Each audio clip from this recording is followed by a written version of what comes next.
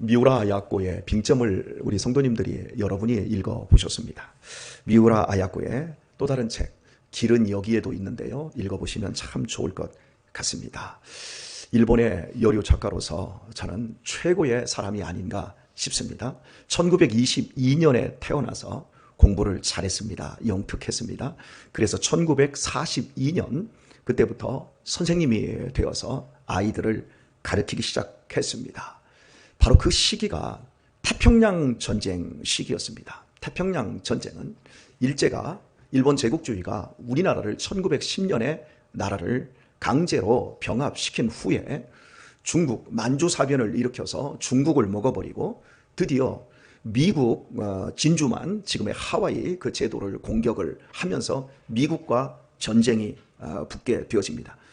그래서 태평양을 두고 전쟁을 벌일 때 일본은 현재의 베트남이라든지 필리핀이라든지 말레이시아라든지 이런 데까지 다 식민지를 삼고 우리나라를 핍박했던 것과 똑같은 방법으로 많이 그 주변의 나라들을 죽이고 억압하고 있었습니다. 그때 미우라 아야코가 선생님을 하고 있었던 거예요. 그때의 나이가 20살에서 24살 무렵이었습니다. 그때 미우라 아야코는 전쟁을 찬양하고 그 자기가 가르치는 아이들에게 이 전쟁은 세계 평화를 위하는 것이고 그래서 지금 우리의 군인들이 나가서 죽고 목숨을 바쳐 싸우고 있으니까 너희들도 자라나서 이 다음에 애국하는 길은 군인이 되는 것이다. 이렇게 가르치고 있었습니다. 그러다가 여러분이 잘 아시다시피 1945년에 히로시마와 나가사키에 미국이 원자폭탄을 투하하면서 태평양 전쟁은 일본의 패망으로 끝나고 맙니다. 그 전쟁이 패망하는 날 일본의 치로히토 천황이 패망의 선언을 하고 미주리 함대 위에서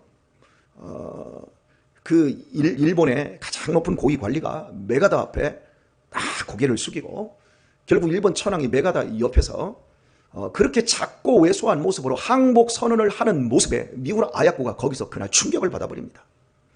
내가 지금까지 믿고 내가 지금까지 찬양하고 내가 지금까지 쫓아왔던 삶의 가치관이라고 하는 것, 특별히 국가를 위해서 내가 지금 한 국가의 한 일원으로서 이 국가를 위해서 선생으로서 좋은 일을 하고 있다고 생각했는데 이게 다 한 번에 다 무너져 버린 겁니다. 그러니까 오늘 멘탈 붕괴가 왔다라는 표현으로 얘기해도 되겠지요. 허탈하고 허무하고 내가 지금까지 미친 짓을 했구나라고 하는 것을 깨닫고 나서 이 사람이 그날부터 마음의 병을 앓기 시작하고 이 마음의 병은 육체의 병으로 옮겨오게 됩니다. 그래서 이제 허리 척추 이제 카레이스라고 하는 이 그 병을 앓게 되었는데 이것 때문에 무려 10년 이상을 11년을 그냥 누워서 움직이지도 못한 채 대수변 다 받아내야 되고 엄마가 밥을 넣어줘야 되고 인생의 가장 활동적인 시기에 아무것도 못한 채 반깁수를 허리에 한 상태에서 똥오줌을 받아내며 이렇게 문기적거립니다. 그리고 그 이후에도 많은 병마와 많은 고통의 세월들을 하게 됩니다. 바로 이 시기에 남편 미우라를 만나고 미우라는 그리스도인이었습니다. 이 남편의 숭고하고 깨끗하고 아름다운 남편은 아닌데 자기에게 편지를 보내고 퇴근하면 자기에게 와서 말씀을 읽어주고 함께 큐티하고 이러면서 이 사람이 예수님을 알게 되어지고 말씀의 그 신비함을 드디어 깨닫게 되어져서 그리스도인으로 변화되어 버립니다. 그리고 나서 그 결혼이라고 하는 그 소소한 삶을 통해서 섬김을 이루어 가다가 결국 나이 40이 훨씬 넘은 때에 책을 썼는데 그것이 이제 공모전에서 당선이 되면서 빙점 그리고 이후에 속빙점 길은 여기에 또 양들의 언덕 수많은 책들을 통해서 일본 사람들을 그들의 영혼을 전쟁으로 피폐하고 허무하고 허탈한 그 영혼들을 일깨워냅니다. 그 사람이 일반 그 신문사에 기고하는 수필들은 다 신앙 수필인데 여러분이 아시다시피 일본은 세계에서 가장 많은 우상을 섬기는 600만 이상의 우상을 섬기는 나라 아닙니까? 그런데 우리나라 같으면 조선일보, 동아일보 뭐 이런 한겨레 신문 이런 칼럼란에 신앙 칼럼을 실는 거예요. 그런데 일위의 일이 사람들이 그걸 보는 게 왜냐하면 그분의 솔직한 심정과 소소한 일상들을 그려내는 그러니까 사람에게 있어서 중요한 것은 육체적인 것보다 더 중요한 건 마음의 흐름이고 마음의 안정인데 그걸 이 고난의 세월 허무와 허탈을 통과하고 진정한 삶의 원리 삶의 목적을 발견한 이 그리스도인 이 여자를 통해서 일본 열도가 치유되기 시작합니다. 저는 여러분들에게 오늘 시편 119편 9절과 11절에 있는 말씀을 읽었습니다. 이유는 오늘은 청년이 무엇인가? 청년은 어느 시기부터 청년인가? 또 청년은 어떻게 살아야 되는가? 여러분, 우리 시골에 가면 청년회가 있습니다. 근데 청년회장이 63살입니다. 도대체 청년이 언제입니까? 여러분 웃으시잖아요? 청년은 여자와 남자가 다릅니다. 여자가 청년을 일찍 시작합니다. 왜냐하면 2차 성장기가 빠르기 때문에요. 16세에서부터 21세까지가 청년입니다.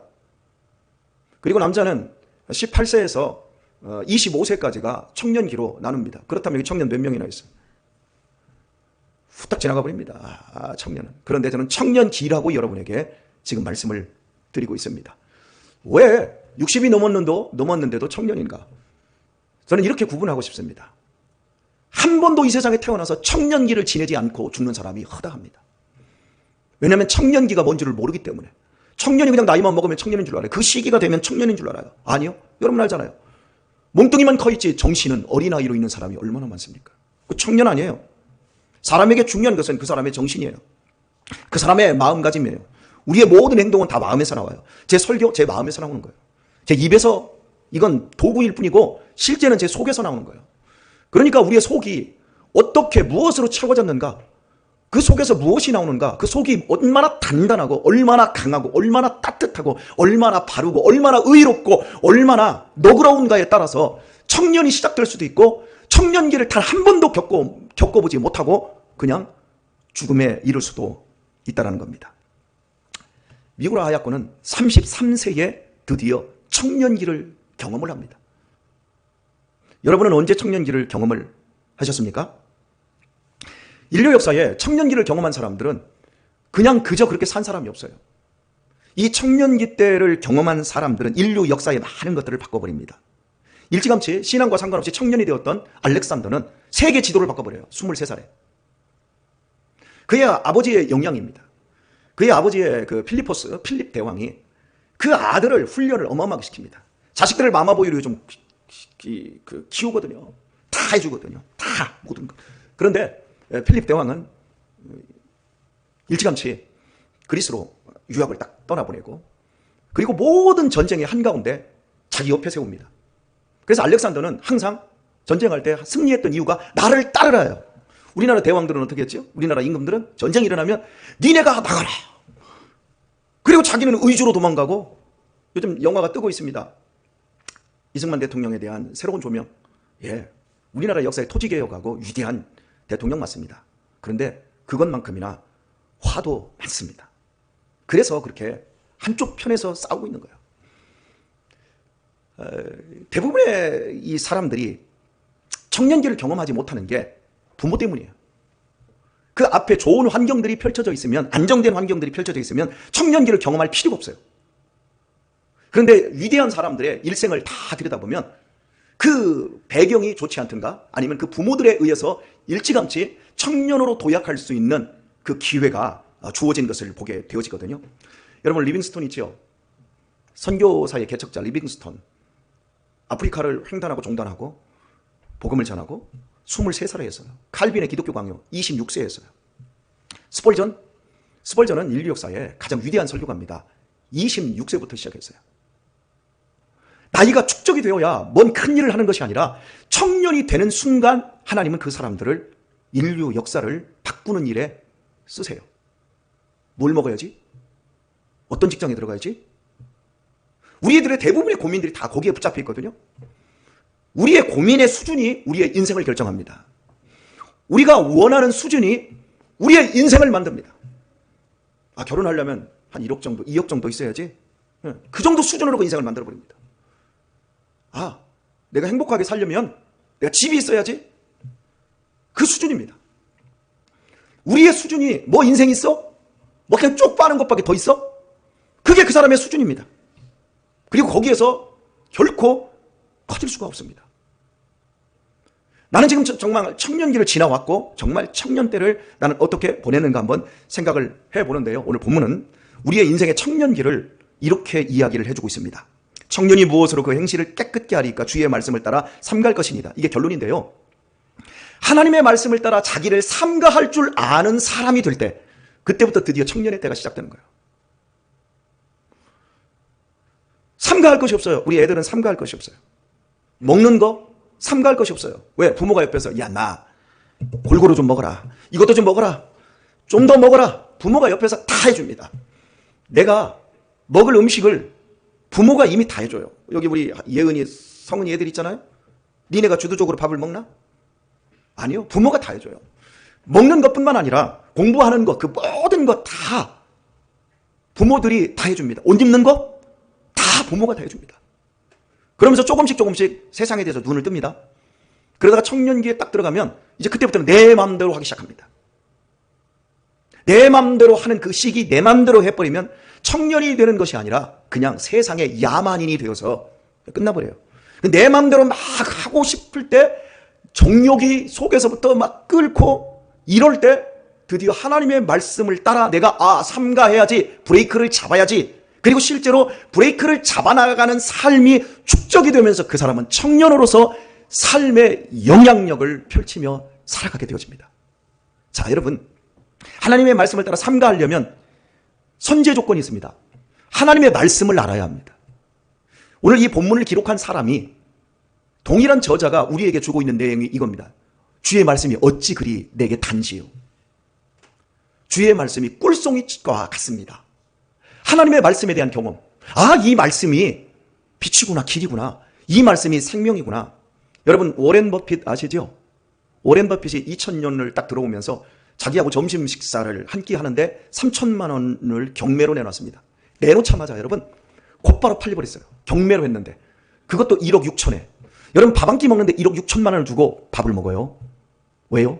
그 밥을 먹는 시간에 자기가 지금까지 투자를 어떻게 하고 어떻게 돈을 벌었는지 노하우를 3시간 동안 다 가르쳐줘요. 그리고 2019년도까지 이 사람이 밥을 먹었는데 2019년도에 점심값이 56억이었어요. 56억의 돈을 주고 점심 한 끼 먹으면서 3시간 동안 그 사람의 노하우를 다 배워가는 거예요. 그런데 단 한 사람도 그렇게 어마어마한 거액, 우리가 상상할 수도 없는 돈을 점심값으로 쓴 사람들이 단 한 사람도 밥 먹은 걸 후회하는 사람이 없어요. 왜요? 그 이상의 가치를 그 사람을 만나면 발견하고 얻을 수 있기 때문에요. 이유가 뭘까요? 여러분, 그 사람에게서 배울 수 있으니까, 내 것으로 가질 수 있으니까. 그런데 여러분, 저는 그렇게 점심값 줄 돈도 없지만 나는 그렇게 할 필요가 없다고 생각해요. 이유는 단 한 가지예요. 워렌 버핏이 쓴 책 3권만 읽어보세요. 그 사람의 모든 게 다 나와요. 그걸 내 것으로 받아들이면 돼요.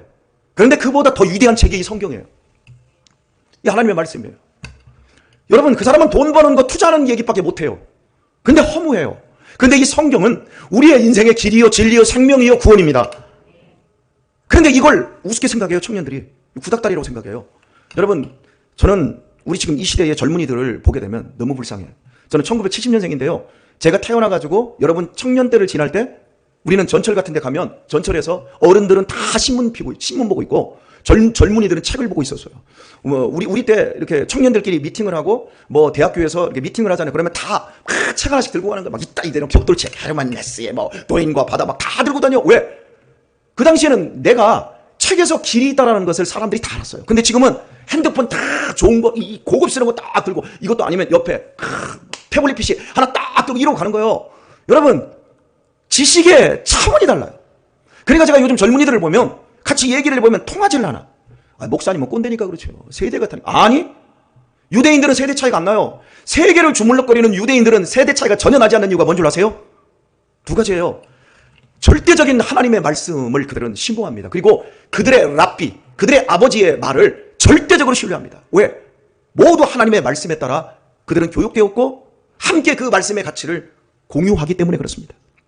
오늘의 말씀을 맺어야 되겠어요. 이런 설교는 사실은 1시간 반은 해야 돼요. 근데 이걸 지금 하기에 너무 시간이 짧다라고 하는 것. 말씀을 사랑하는 사람들이 되십시오. 말씀을 사랑하는 건 곧바로 내 자신을 들여다봅니다. 그리고 삼가하게 되어집니다.